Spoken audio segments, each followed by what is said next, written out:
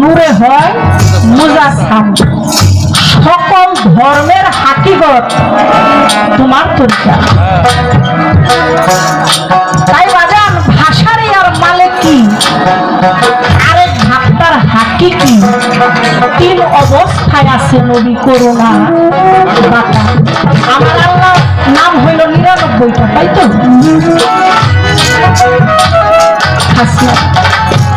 কিন্তু আমার দয়াল নবীর নাম এখানে কত আছে? ৪,৫০০ খাস নাম আছে আমার হুজুরের।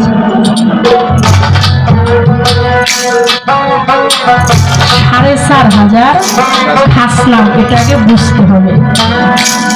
তারপরে কি বলছে? তুমি আহাদ হইতে আহম্মদ, আহাদ মানে আল্লাহ,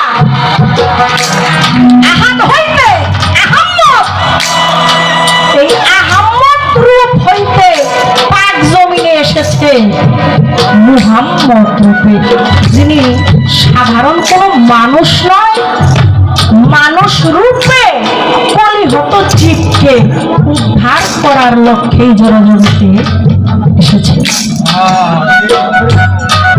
সাধারণ কোন মানুষ নয়, জীব নয়, জীবের ঘটন হয়ে পৃথিবীতে এসেছে উদ্ধার করার লক্ষ্যে। আরো কবি কি বলেছে?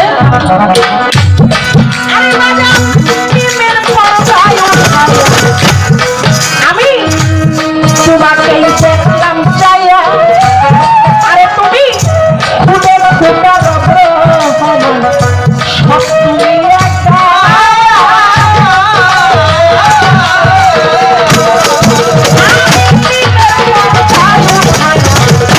তোমাকেই দেখলাম চাইয়া খুদে খোটা রব্র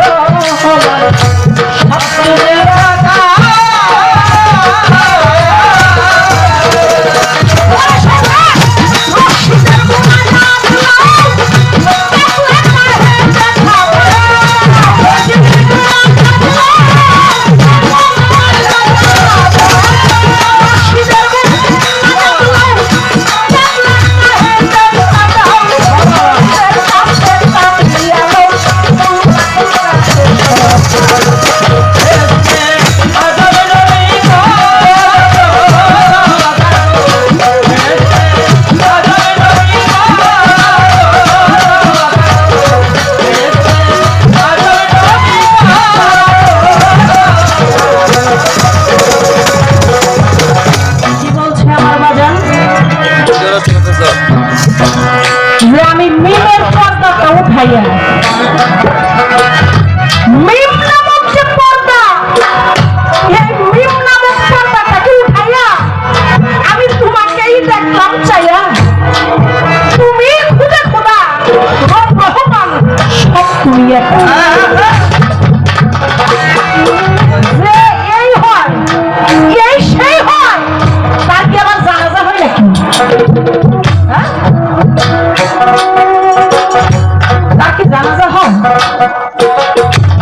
সরাসরি আপনাকে যেইটুকু দেখাইছে ওইটুকু ওইখানে শুধু নিজেদের জন্যই দোয়া চাইছে, তার জন্য কোনো দোয়ার প্রয়োজন করে নাই।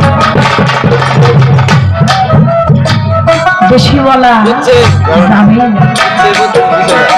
আমি মিমের পর্দা উঠাইয়া তোমাকে দেখলাম চাইয়া, তুমি তো খুদে খুদা রহমান, সবই তুমি একা। তোমার নারী বলছিল ছোট,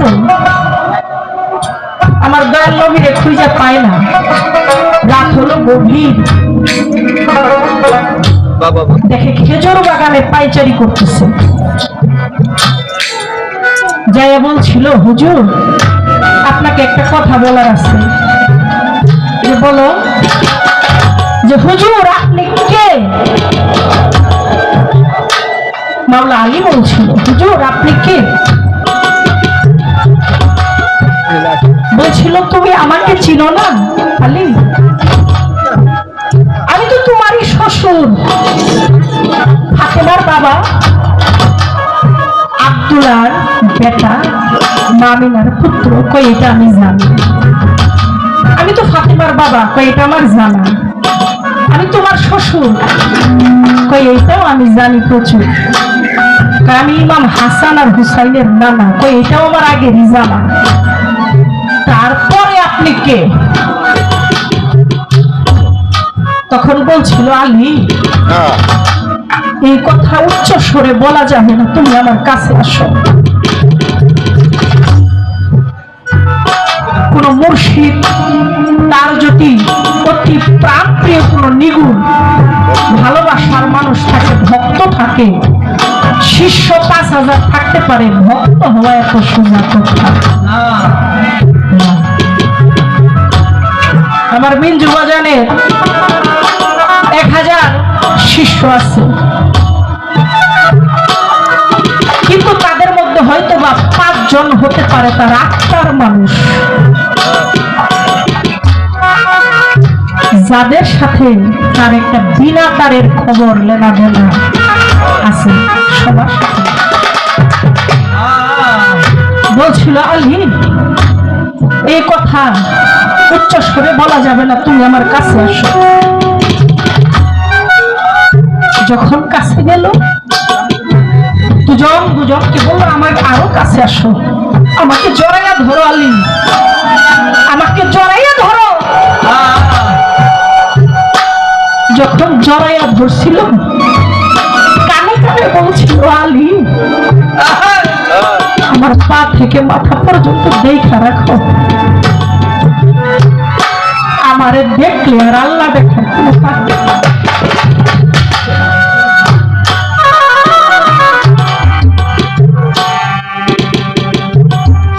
গুরুকে দেখলে নবীকে দেখার বাকি থাকে। তবে এই কথা সবার জন্য, সব জায়গার জন্য নাইবে রাসূল আবার যুবাজানকে দেখলে বাকি থাকে। এই লেনা দেনা, এই প্রেম, এই ভালোবাসা সবার সাথে হয় না। ওই পর্যন্ত পৌঁছাইতে গেলে আত্মার সুখ বিসর্জন দিতে হয়। ওই পর্যন্ত পৌঁছাইতে গেলে কোন ভক্তের আত্মার সুখ বিসর্জন দিয়ে তারপরে পর্যন্ত পৌঁছাইতে হয়।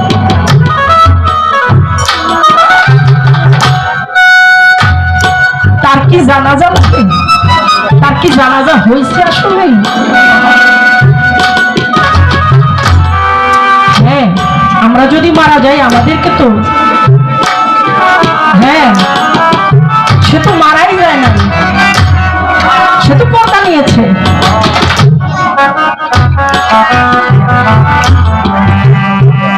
তাই তাই যদি হইতো, আদম নবী আসছে কলেমা নিয়ে আসছে চলে গেছে, ঈসা আসছে মুসা নিয়ে আসছে কলেমা চলে গেছে, আর আমার নবী আসছিল যেই কলেমা এখনো চলতে আছে।